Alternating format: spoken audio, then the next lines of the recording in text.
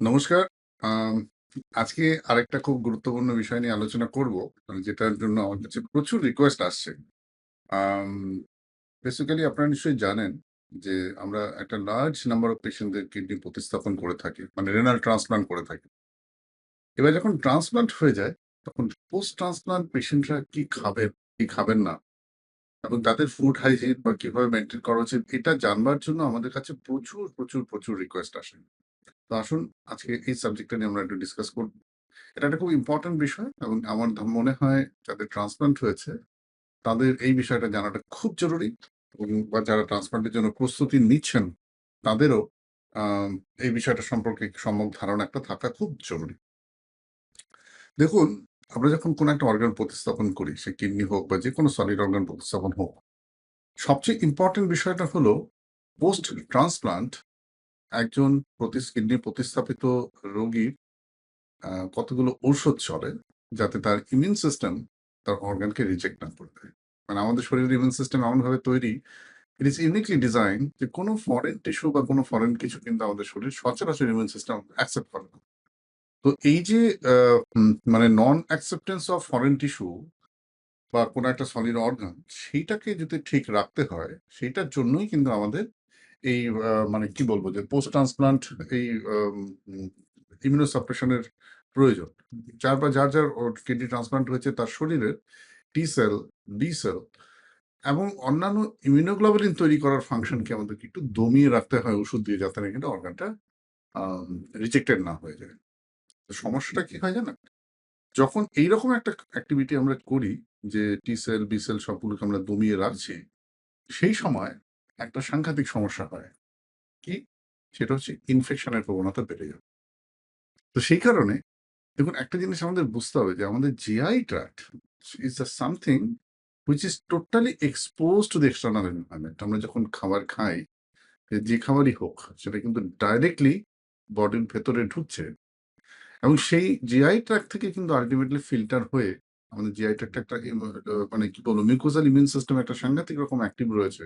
যার কাজ হলো জিআই ট্র্যাক্টের এই মিউকোজাল ইমিউন সিস্টেমের মেইন কাজটাই হলো যে কোনো রকমের আ ইনফেকশন বা কোন রকমের যা কিছু ব্যাকটেরিয়া, ভাইরাস খাবারের সাথে আমাদের শরীরের ভেতর ঢোকে, তাদেরকে কন্ট্রোল রাখা যাতে কিনা আমাদের কোনো মেজর ইনফেকশন বা সেরকম কোনো প্রবলেম না হয়।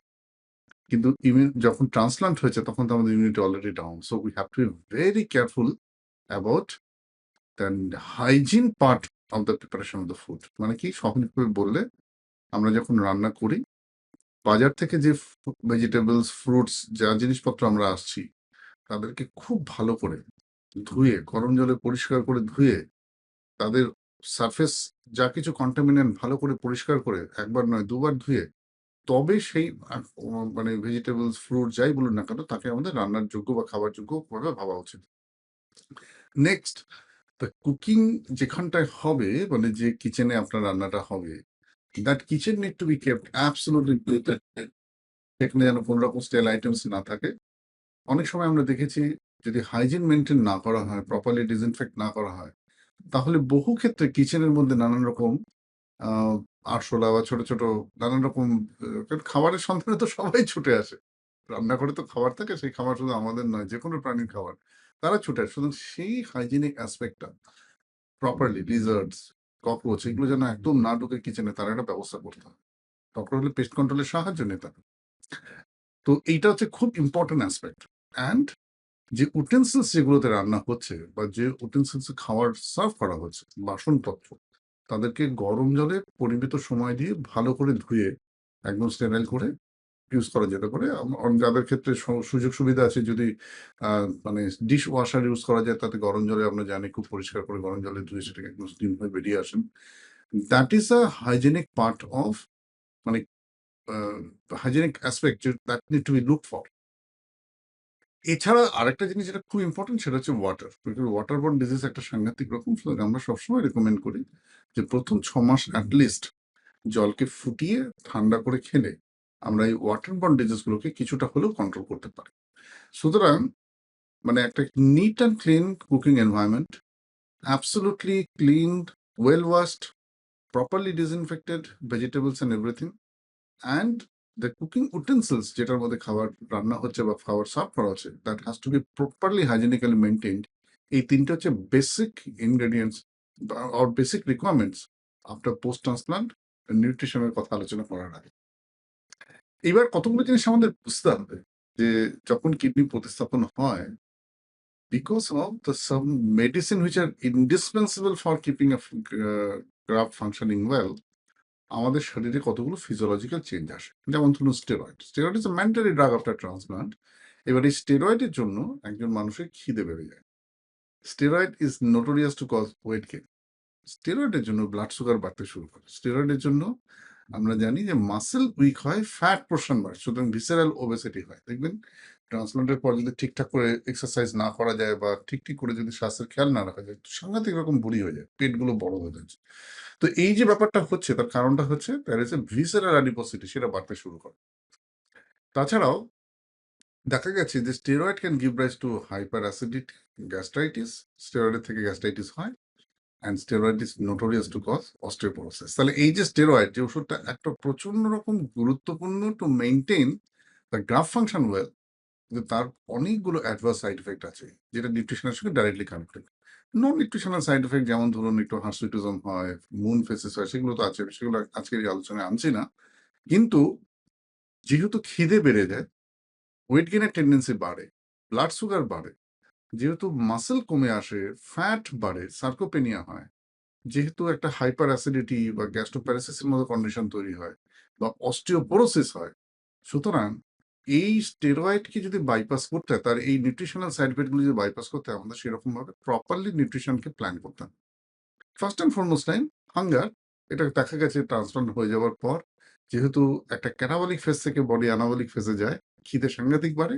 আর তার মধ্যে আরো মূলধন যোগিয়ে দেয় হচ্ছে স্টেরয়েড। এবার আপনার যত খিদে পাবে আপনি যত খাবেন, কি হবে? আস্তে, আস্তে ওয়েট গেইন হবে।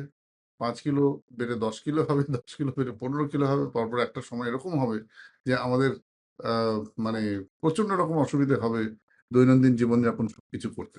So we have to be extremely careful regarding how to mitigate hunger without pouring calories.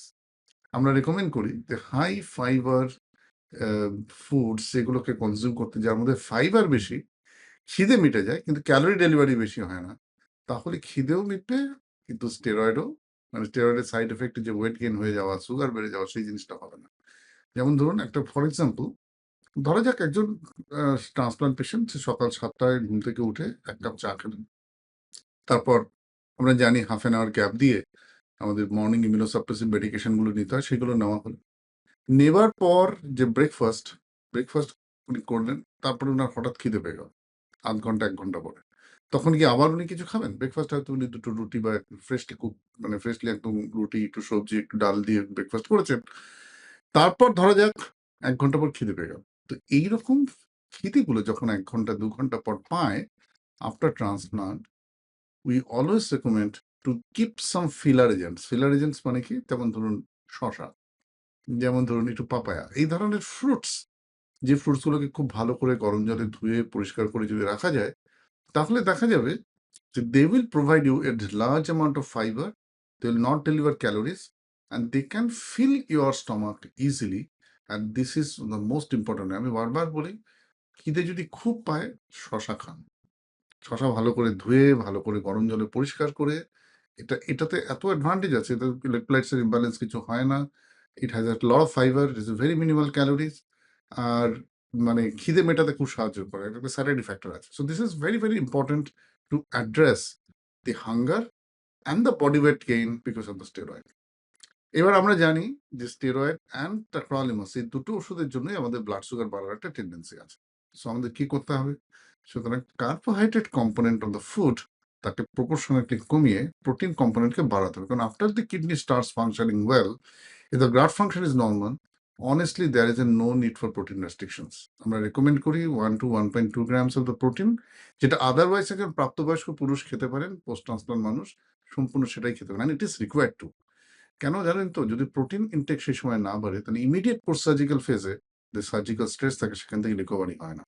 So আমাদের প্রোটিন কন্টেন্ট বাড়াতে হবে, but we don't recommend to increase the fat content significantly, because যেহেতু steroid রয়েছে, সেই কারণে এটা dyslipidaemia হওয়ার প্রবণতা থাকে। ফ্যাট কনটেন্ট বাড়লে কিন্তু ডিসলিপিডিমিয়ার চান্স আরো বেড়ে যায়। So we should increment the protein percentage, we should reduce the fat, we should reduce the carbohydrate. এইরকম ভাবে একটা মিল প্ল্যান করা উচিত। সাধারণত যদি একটা বাঙালি মিলের কথা বলা হয়, তাহলে আমরা চেষ্টা করব যে ধরুন সকালবেলা আপনি একটা ডিম সেদ্ধ খেলেন, লাঞ্চে একটা ভালো মতো ১৫০-২০০ গ্রামের পিসের মাছ বা চিকেন, এটাকে দিয়ে এটাকে একটা মেজর স্টেপল করে একটু সবজি, ভালো করে কুক সবজি এবং খুব অল্প পরিমাণ কার্বোহাইড্রেট দিয়ে যদি আপনি লাঞ্চ সারেন, তারপরে যদি একটু ফ্রুটস নেন, that will be the best to মানে proportionate your calorie requirement. Evening স্ন্যাক্সে আপনি একটু হালকা কিছু ধরুন যেগুলোর মধ্যে একটু ফাইবার কন্টেনিং ফ্রুটস রয়েছে সেরকম একটা কিছু নিতে পারেন।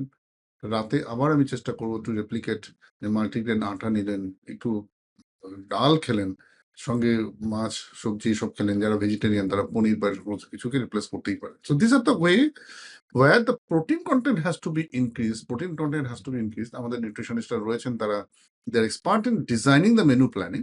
আপনার সঙ্গে বসে আপনার রিকোয়ারমেন্টটা বুঝে, তবে বেসিক প্রিন্সিপাল হচ্ছে কার্বোহাইড্রেটস কমাতে হবে, ফাইবার বাড়াতে হবে, প্রোটিন বাড়াতে হবে এবং যত পরিমাণে যতটা কম তেলে রান্না করা যায় সেটার কথা ভাবতে হবে। একটা জিনিস না বললেই নয়, যে আমরা সবসময় জানি যে ট্রান্সপ্লান্টের পর আমাদের প্রচুর পরিমাণে ইউরিন হয়। কিডনি তো ডিনার্ভেটেড থাকে। ন্যাচারালি একেক দিনে ৪.৫ লিটার, ৫ লিটার এরকম ইউরিন হতে শুরু করে। So we need to keep ourself well hydrated. তো ওয়েল হাইড্রেটেড রাখার জন্য আমাদের কি করণীয়? সেটা হচ্ছে প্রচুর পরিমাণে জল খেতে হবে। আমি আগেও বলেছি, আবারও বলছি, water hygiene is also important. So ৫ থেকে ৬ লিটার জল যার রেকমেন্ডেশন আছে রোজ খাওয়ার জন্য, তার উচিত 6 to 7 litres water per day boil করে ঠান্ডা করে রেখে দেওয়া। সেখান থেকেই যেন আমরা রেগুলার জলটা খাই, তাহলে প্রোভাইডেড যে ওয়াটারবর্ন ইনফেকশন কম হবে এবং হাইড্রেশনও ঠিক করে থাকবে। ২-১ টা জিনিস না বললেই নয়, যেহেতু স্টেরয়েড ইনডিউসড হাইপার অ্যাসিডিটি প্রচন্ড রকম হয়, ন্যাচারালি খুব স্পাইসি ফুড এভয়েড করা উচিত। আর একটা জিনিস জানতে হয় যে গ্রেপ ফ্রুটস, এটা আমাদের ড্রাগ লেভেলের সঙ্গে ইন্টারেক্ট করে। সুতরাং মানে এই যে গ্রেপস, বেরিজ এই জাতীয় ফ্রুটস আমরা সচরাচর এভয়েড করলেই ভালো হয়। এবার অনেকেই প্রশ্ন করেন যে, "স্যার আম খাওয়া যাবে?" নিশ্চয়ই, না খাওয়ার কি প্রবলেম আছে? অবশ্যই খেতে পারবেন। খালি খেয়াল রাখতে হবে যে সুগার বেশি আছে কিনা। Usually post transplant hyperkalaemia is not a problem. Majority of the fruits, যে সমস্ত ফলগুলো ডায়ালিসিস ফেজে পটাশিয়ামের জন্য আমরা এভয়েড করি, সচরাচর পোস্ট ট্রান্সপ্লান্টে পটাশিয়াম খুব একটা বাড়ে না, because urine starts functioning well, kidney works well. এক-আধবার ক্ষেত্রে হয়তো হয়, কিন্তু আমরা তো রেগুলার ব্লাড ওয়ার্ক করছি। যদি পটাশিয়াম ৪.৫ এর নিচে থাকে বা ৪ বা ৪.৫ এর নিচে থাকে, any fruits you can take provided your blood sugar control is well. যদি ব্লাড সুগার কন্ট্রোল খুব ভালো না থাকে, তাহলে যেসব ফ্রুটস খেলে সুগার বাড়ে সেগুলোকে আমাদের একটু কন্ট্রোল করতে হবে। অবভিয়াসলি সেই জন্য তো আমাদের নিউট্রিশন হেল্প করবে। আর চেষ্টা করা উচিত যে আমাদের ক্যালসিয়াম কন্টেন্ট যেন ঠিক থাকে। মানে ডায়েটারি ক্যালসিয়াম, ক্যালসিয়ামের সোর্স হচ্ছে মিল্ক, ক্যালসিয়ামের সোর্স হচ্ছে nuts.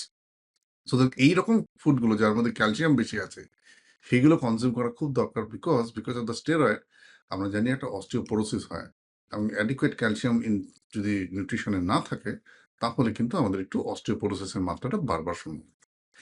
Again, it is not directly connected to the nutrition, কিন্তু আমি আবারও বলবো, নিউট্রিশন ভালো করার জন্য আমাদের কিন্তু এক্সারসাইজ করা খুব জরুরি। পোস্ট ট্রান্সপ্লান্ট পেশেন্টদের প্রত্যেকের রেগুলার ব্রিস্ক ওয়াকিং, ট্রেডমিল, যেটা সম্ভব আপনার ফিজিক্যাল কন্ডিশন, বয়স অনুযায়ী প্লাস কার্ডিওভাস্কুলার ফাংশন অনুযায়ী সেটা রেগুলার করা উচিত। And we strongly recommend to exercise to do daily. এবং ৩ মাস হয়ে গেলে ধীরে ধীরে আমরা কিন্তু কোর মাসল স্টেবিলিটি এক্সারসাইজগুলো করবো, যাতে অ্যাবডোমিনাল বা ভিসারাল ওবেসিটি না হয়। দেয়ার আর ফিউ ফেসিয়াল এক্সারসাইজ যেটা করলে ফেসিয়াল পাফিনেস বা মুন ফেস হয় না, সেই পার্টগুলো প্র্যাকটিস করা উচিত। তো এই ট্রান্সপ্লান্টের পর দৈনন্দিন জীবনযাত্রা নিয়ে একটা মানুষ কিভাবে থাকবেন, সেটার জন্য আমাদের একটা art of living with transplant বলে একটা প্রোগ্রাম আছে। আপনারা যারা এই প্রোগ্রামটা সম্পর্কে জানেন খুব ভালো, যারা জানেন না তাদের বলছি যে আপনারা ডক্টর প্রতিমস একাডেমিতে জয়েন করলে এই প্রোগ্রামটা আপনারা জয়েন করতে পারবেন। It answers multiple questions regarding post transplant care, and I hope that is extremely important whoever is suffering from who has undergone kidney transplant to understand the post transplant lifestyle. ভালো থাকুন, সুস্থ থাকুন। বহু কষ্ট করে একটা ট্রান্সপ্লান্ট হয়, এটাকে মেনটেন করার দায়িত্ব কিন্তু আমার আপনার সবার। Let us have a beautiful life after transplant. Thank you.